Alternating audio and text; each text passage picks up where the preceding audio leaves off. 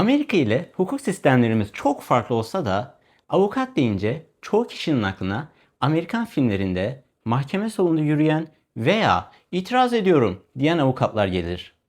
Peki bu avukatların ülkemizdeki avukatlardan farkı ne? Bugün size bu konuyu, yani Amerika'da avukatlık yapmak ile Türkiye'de avukatlık yapmak arasındaki farkları anlatacağım. Ben avukat Muhammed Yakup Altun. 2018 yılında Türkiye'de hukuk fakültesinden mezun oldum ve hem bağlı hem de serbest avukat olarak çalıştım. 4 yıllık bir tecrübeden sonra ABD'ye yüksek lisans yapmak için geldim. Bu süreçte Kaliforniya Baro sınavını daha yüksek lisansım bitmeden geçtim ve daha sonra ise Kaliforniya'da avukat olarak çalışmaya başladım. Ayrıca 2025 Şubat ayında New York Baro sınavını da geçtim ve böylece New York Barosu'na kayıt olma hakkı kazandım. Ancak New York'a kayıt sürecim halen devam etmekte. 7 yıldır, hatta hukuk fakültesine başladığım zamandan sayarsak tam 10 yılı aşkın zamandır hukuk mesleklerini inceleme şansım oldu. Ve bugün bu süreçte öğrendiklerimi sizlerle paylaşmak istiyorum. Amerika'da avukatlık yapmak ile Türkiye'de avukatlık yapmak arasındaki farklar bana özellikle meslektaşlarım tarafından çok sık sorulan bir soru. Bu sebeple bu konuyu 2 videoluk bir seri ile detaylı olarak anlatmak istiyorum. Öncelikle bu videolarda hukuk sistemlerinin, yani Common Law, Civil Law'un teknik farklarına girmeyeceğim. Daha çok Amerikalı bir avukat ile Türk bir avukatın avukat olma süreçlerini, kazançlarını ve kariyer beklentilerini kendi tecrübelerime dayanarak karşılaştıracağım. İkinci videoda ise daha çok mesleğin icrasındaki farklılıkları karşılaştıracağım. Ayrıca benim tecrübem daha çok butik diyebileceğimiz 10 kişiden az avukatın çalıştığı, genelde ticaret hukuku, fikri mülkiyet, sözleşmeler, iş, icra vesaire gibi ticari işletmelerin farklı türden uyuşmazlıklarıyla ilgilenen bürolara dayanıyor. Bu sebeple büyük büroların ve buralarda çalışan avukatların tecrübesi çok daha farklı olabilir. Şimdi ilk olarak eğitim süreçlerini kıyaslamakla başlayabiliriz. Aslında yabancılar için ABD'de hukuk okumakla ilgili ayrıca bir video yapmak istiyorum. O yüzden bu videoda daha çok Amerikalı bir öğrencinin avukat olma süreciyle Türk bir öğrencinin avukat olma süreçlerini kıyaslayacağım. Bence eğitim süreçlerinde çok büyük farklılıklar var. Ve bu mezun olan kişilerin avukatlıktan beklentilerine ve avukatlığın ekonomik yanını doğrudan etkiliyor. Türkiye'de bildiğiniz gibi liseyi bitirdikten sonra direkt hukuk fakültesine gidebiliyoruz. 4 yıllık okulun ardından eskiden 1 yıllık staj sonrası direkt avukat olunabiliyordu. Şimdi ise bir ara sınav olarak hukuk mesleklerine giriş sınavı uygulanmakta. Yani Türkiye'de normal şartlarda benim de olduğum gibi 23-25 yaşlarda avukat olmak en yaygını. Amerika'da avukat olmaya giden yol ise çok daha farklı. Bir kere hukuk fakültesine liseden sonra direkt gidilemiyor. ABD'deki hukuk fakültelerini üniversite bittikten sonra gidilen profesyonel bir yüksek lisans programı gibi düşünebiliriz. Bu sebeple Amerikalı bir öğrencinin avukat olabilmek için önce 4 yıllık bir lisans programını bitirmesi gerekiyor. Bu arada bu herhangi bir bölüm olabilir. Sonra ise 3 yıllık hukuk fakültesi. Toplamda 7 yıl. Ancak bu sadece eğitimde geçen süre. Bir de hukuk fakültesine girmek için ulusal çapta yapılan LSAT denilen hukuk fakültelerine giriş sınavına girmek gerekiyor. Hukuk fakültesini bitirdikten sonra da şu meşhur baro sınavları var. Örneğin California Baro sınavı 2 günlük toplamda 12,5 saatten ve hem şıklı hem klasik sorulardan oluşan bir sınav. Benim girdiğim 2024 Şubat sınavında geçme oranı sınavı alan tüm adaylar arasında %34'tü. Yabancı avukatlar ve yabancı ülkede eğitim almışlar için ise bu oran sadece %20'lerde. Diğer eyaletlerin de kendi baro sınavları var tabi. Ancak bir de Uniform Bar Exam denilen 41 eyaletin ortak olarak yaptığı bir sınav var. Tabi bu sınav 41 eyalette ortak olsa da her eyalet kendi baraj puanını belirleyerek kabul alıyor. Örneğin New York ve Texas eyaletleri bu sınavı kabul ediyor. Bu sınavda tam puan 400. New York için geçme puanı 266, Texas için ise 270. Ben bu sınava 2025 Şubat ayında girerek 300 puan almıştım. Bu puan aslında 41 eyaletin tamamındaki başarı puanının da üzerinde. Ancak tabi yabancılar için sınavlara ek olarak her bir baronun getirdiği bir sürü başka şart var. Bu sebeple ben başlangıçta sadece New York'a kaydolmayı planlıyorum. Bu sınavdaki geçme oranı ise tüm adaylar arasında New York için %39'du. Bu sınavlarla ilgili talep gelirse başka bir videoda yapabilirim. Ancak sonuç olarak şunu söyleyebilirim ki hukuk fakültesine girmekteki bunca zorluğa ek olarak girenlerin ciddi bir bölümünü de bırakan bir baro sınavı var. Gördüğüm kadarıyla Türkiye'deki sınav ile de benzer bir şey amaçlanıyor aslında. Ancak avukatlık mesleğine girişi sadece 100 çoktan seçmeliyle ölçmek bence çok yetersiz. Kaliforniya ve genel olarak bu 41 eyaletin uyguladığı Uniform Bar Exam'de 200 tane çoktan seçmeli soru ve bilgiye dayalı essay ve ek olarak yetenek ağırlıklı performance test de denilen 1,5 saatlik memorandum ya da temiz dilekçesi gibi hukuki dokümanların hazırlandığı testler kullanılıyor. Ve ciddi bir tecrübe ve birikmiş soru havuzları var. Ayrıca sorular detayın detayı yerine daha temel bilgileri ölçüyor bence. Bu sebeple geçme oranları genelde her yıl birbirine yakın oluyor. Türkiye'de ise gördüğüm kadarıyla 2024'te geçme oranı %42 iken bu sene %20'lerde. Seneye bu rakam zıplar, sonra bir daha da dibi görürse hiç şaşırmam. Zira her türlü sınavda öğrenciler üzerinde deney yapmak gibi bir geleneğimiz var. Amerika'da eğitim deyince akla ilk gelen şeylerden biri para. Ciddi bir zaman ve efor ek olarak finansal bir yatırım da söz konusu yani. Bu sebeple eğitim maliyetlerini de kıyaslamasak bence olmaz. Türkiye'de bildiğiniz gibi okulların çoğu ücretsiz. Amerika'da ise bir hukuk fakültesinin yıllık ortalama ücreti 50-70 bin dolar arası. 3 yılda bu rakam 150 bin, 200 bin gibi absürt rakamlara ulaşıyor. Çoğu kişinin hukuk fakültesinden önceki okullarına ilişkin de ciddi bir borçları bulunuyor. Bunlar genelde devlet kredisi.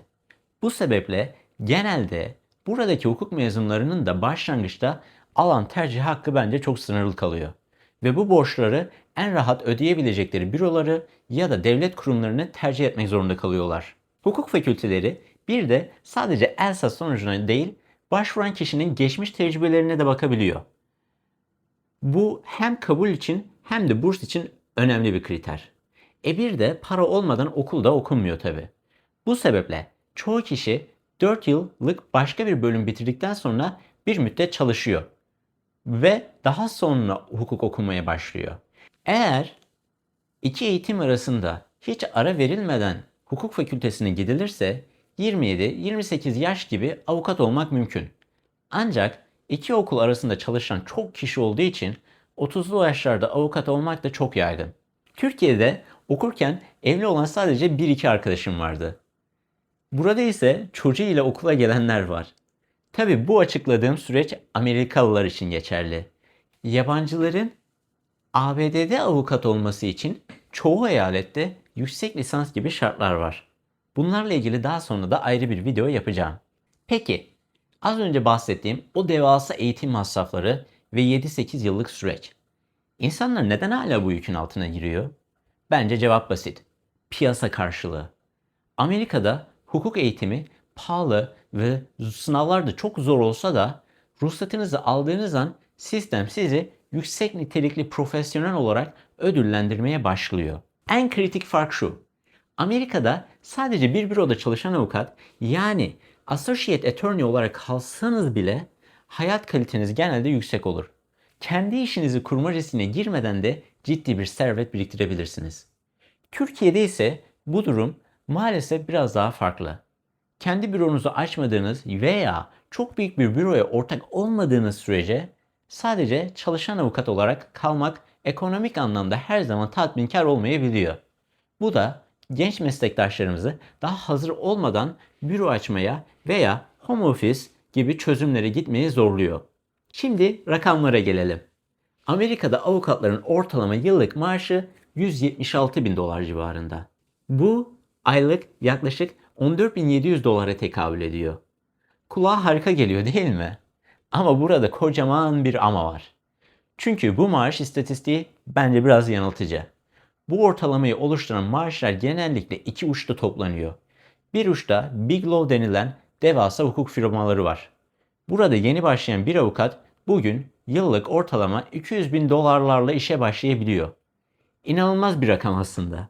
Ancak diğer uçta, yani avukatların büyük çoğunluğunun çalıştığı küçük ve orta ölçekli bürolarda veya kamu avukatlığında başlangıç maaşları özellikle Kaliforniya ve New York gibi pahalı eyaletlerde yıllık 90 bin, 150 bin bandında seyrediyor. Yani o 176 bin dolarlık ortalama bu iki uç grubun ortalaması. Ayrıca her iki ülke için de çok net istatistikler yok. O sebeple ben internette gördüklerimi kendi tecrübelerimi de harmanlayarak anlatıyorum burada. Türkiye'ye dönersek. Enflasyon nedeniyle rakamlar sürekli değişse de dolar bazında baktığımızda tablo daha da netleşiyor.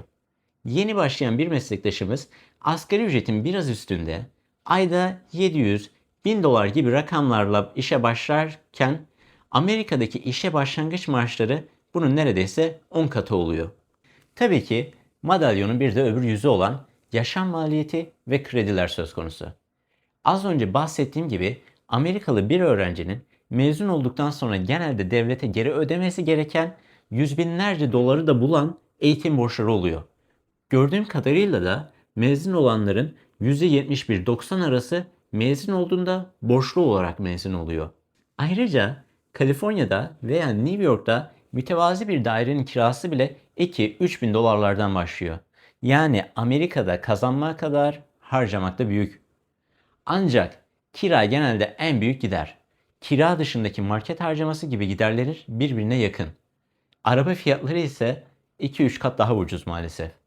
Bu sebeple sonuç olarak 10 kat olmasa da uzun vadede ciddi bir alım gücü farklılığı oluşabiliyor. Peki bu kazançlar nereden geliyor? Müvekkiller bu kadar parayı neden ödüyor? İşte burada Amerikan hukuk sisteminin pahalı olmasının temel sebeplerine geliyoruz. Saatlik ücret sistemi. Tabii bunun eğitim masrafları, ofis giderleri, hata sonrası tazminatların yüksekliği gibi sosyoekonomik başka sebepleri de var. Ancak bence en önemli sebeplerden biri de saatlik ücret sistemi. Türkiye ile kıyasladığımızda karşımıza çok çarpıcı bir tablo çıkıyor. Bildiğiniz gibi Türkiye'de her yıl yayınlanan bir asgari ücret tarifesi vardır. Bir de İstanbul Barosu gibi baroların yayınladığı tavsiye edilen ücret çizelgesi bulunur. Ancak şöyle bir acı gerçek var. Türkiye'de avukatlar çoğu zaman bu tavsiye edilen rakamların bile altında, asgari tarife ile tavsiye edilen ücret arasında bir yerlerde iş yapmak zorunda kalıyor. Daha da önemlisi, Türkiye'de danışma ücreti veya saatlik ücret kültürü maalesef tam olarak oturmuş değil. Çoğu büro müvekkil adayıyla yaptığı ilk görüşmelerde ücret almıyor veya alsa da bu sembolik olarak kalıyor maalesef. Bu sebeple Türkiye'de biz genellikle bir dava aldığımızda işin başında veya sonunda toplam bir rakam üzerinden anlaşırız. Amerika'da ise sistemin kalbi billable hour, yani faturalandırılabilir saat üzerine kuruludur. Az önce de bahsettiğim gibi o yüksek maaşların sebebi aslında hukukun karmaşıklığından dolayı hukuki emeğin burada çok değerli olarak görülmesi ve ayrıca dava konusu miktarların ve tazminatların çok daha yüksek olmasıdır. Amerika'da bir avukatın telefonunu açtığınız an o taksimetre çalışmaya başlar. Tabi önceden bir sözleşmeniz olacak bununla ilgili. Kaliforniya'da tecrübeli bir avukatın sadece bir saatlik görüşmesi Türkiye'deki tüm asgari ücrete denk gelebilir. Genelde firmaların her çalışanı için ayrı bir ücret tarifesi bulunur.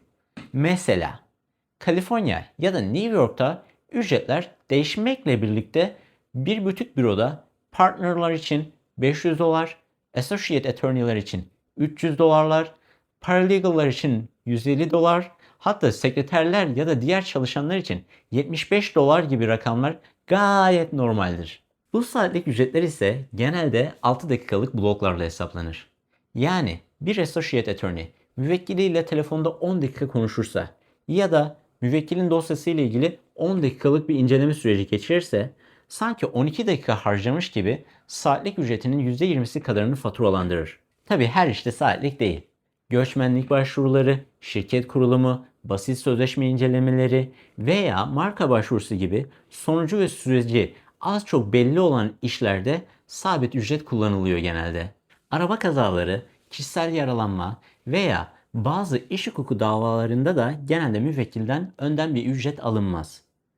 Bu davalarda Türkiye'deki iş davalarında da olduğu gibi kazanılan tazminat üzerinden bir yüzdelik alınır. Diğer işlerin çoğunluğu, yani ticari davalar, aile hukuku, ceza hukuku ya da basit bir tahliye işi bile saatlik olabilir. Bence bu farklılıklarda kültürel sebeplerin yanında hukuk sistemlerimizin işleyişindeki farklılıklar da önemli bir etkiye sahip. Bu farklılıklara daha detaylı olarak Part 2'de değineceğim. Ancak şimdi kısaca bahsetmek gerekirse Amerika'daki adversarial system dediğimiz yapıda avukat davanın mimarı gibidir. Delilleri toplamak, tanıkları bulmak, uyuşmazlığın tüm detaylarını discovery denilen delil toplama süreciyle ortaya çıkarmak tamamen avukatın rolüdür. Yani taraflarca getirilme ilkesi çok daha geniş kapsamlıdır ve hakimin davanın şekillenmesindeki yönetimsel rolü çok daha azdır. Ayrıca uygulanacak hukukun ve uyuşmazlıkların hukukçu olmayan jüri üyelerine katı hukuki sınırlar içerisinde sunulması gerekir. Avukat ne kadar çok çalışırsa uyuşmazlık da o kadar iyi aydınlanır. Bu tabii ki bizim ülkemizde de böyle. Ama bence burada biraz daha fazla. Bu da avukatın rolünü ve dolayısıyla harcadığı mesai çok daha pahalı kılıyor. Türkiye'de ise mahkemenin ve hakimin rolü çok daha fazla. Mahkeme delilleri toplama ve süreci yönetme konusundaki asıl aktör. Avukatın müdahalesi ve taleplerinin sınırı Amerika'ya kıyasla daha dar. İşte bu aktif avukat ya da aktif mahkeme farkı hem avukatsız iş yapmayı zorlaştırıyor hem de ücretlendirme modelinin saatlik olmasına sebep olabiliyor. Bu konuya, yani avukatların uyuşmazlıktaki o kritik rolüne ve Amerikan hukukunun teknik detaylarına serinin ikinci videosunda daha da derinlemesine gireceğim. Bu bölümü özetleyecek olursak, her iki ülkede de avukat olma süreçlerinde ve avukatların, özellikle de işçi avukatların kazançlarında ciddi farklılıklar var. Hangisi daha iyi? Bence bu tamamen sizin hedeflerinize, hayat tarzınıza ve risk toleransınıza bağlı. Ayrıca bu videoda daha çok Türk bir avukatın Amerika'daki avukatlık süreci yerine Amerikalı bir avukatın avukatlık süreci ile Türkiye'deki bir avukatın avukatlık sürecini kıyaslamak istedim. Türkiye'den sonradan gelip Amerika'da avukatlık yapmak isteyen bir avukat için 3 yıllık bir hukuk fakültesi yerine 1 yıllık yüksek lisans programı hem çoğu eyalette yeterli olacaktır hem de eğitim masraflarını ciddi olarak azaltacaktır. Ancak Amerika'ya gelen bir yabancı için Amerika'da avukatlık yapmanınsa bambaşka zorlukları var tabi. Bunlarla ilgili ayrıca bir video yapacağım. Eğer bu video faydalı olduysa like atmayı ve abone olmayı unutmayın. Bir sonraki videoda görüşmek üzere.